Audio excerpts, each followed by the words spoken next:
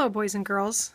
Today I'm going to go over how you are going to do rocks and water experiment. Each of you has been sent this experiment in Google Classroom. And you can see you're going to first need to type your name where it says name. Then you're going to read the problem. What will happen when I put a drop of water on a rock? Will the same thing happen on every rock I try? So you're going to write a prediction. What do you think is going to happen to that drop of water? Is it going to just slide off the rock? Is it going to stay there? Is it going to change the color of the rock? Okay, write anything you think. And then do you think it's going to happen? Is the same thing going to happen to every single rock? So you are going to then type your hypothesis. When you get to school tomorrow, you will be working right here with these materials and this procedure. So you're going to use the same rocks you used when you did the colors and adjectives: slate, potassium feldspar, obsidian, sandstone, pumice, granite, milky quartz. You're also going to have a dropper, which looks like this, and you're going to have a bowl of water. Notice the water isn't very deep. I'm very nervous about the water being by the Chromebooks, so we'll talk about that tomorrow. You're going to get one rock. Okay, and before you do anything to that rock, you're going to scroll down and find your observation sheets. So right here, I see my observation sheet for slate. First, I'm going to make a hypothesis for each rock. Even though I've done a hypothesis back here on this sheet, I'm still going to predict each rock before I test it. So, will the water run off or stay on the rock? I'm going to type in. I think it will run off maybe. Will the water seep or absorb into the rock? So I'm going to say yes, I think the water will absorb into the rock. Will you be able to see a wet spot? I'm going to say no, I don't think you'll be able to see a wet spot.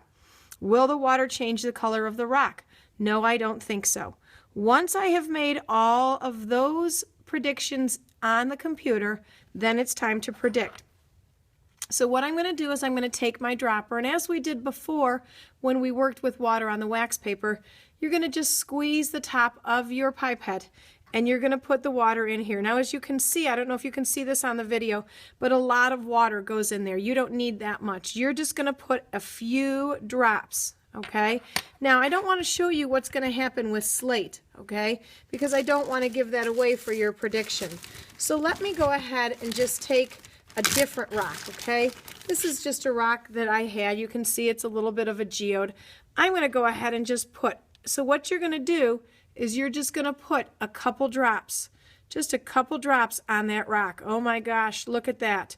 So as you can see on this rock, this is pretty awesome. On this rock, the water did not run off, okay? As you can see, do you see how the water droplets are kind of spreading out? So it looks like the water is being absorbed right into that rock. It definitely is changing the color of the rock. And I would put that now when I go to fill in my spot here, once I do the experiment, I'm going to type in what happens here. Did the water stay put? Absolutely. Did the water run off on its own? No, not at all. Did the water seep or absorb into the rock? Absolutely, boys and girls. When I look at this from the side, there's just a little tiny bit of water droplets. Okay, I'll show you in a second. Did it change the color of the rock? Yes, and I would put it went from a light gray to a dark brown. Any other observations? Well, when I look at this rock, as you can see, boys and girls, I'm going to just turn it on its side, and what will happen is, as you can see, a little water is still there, so it doesn't absorb completely, but absorbed a majority of it. So I'm going to say it did not absorb the complete drop, but it absorbed the majority of it.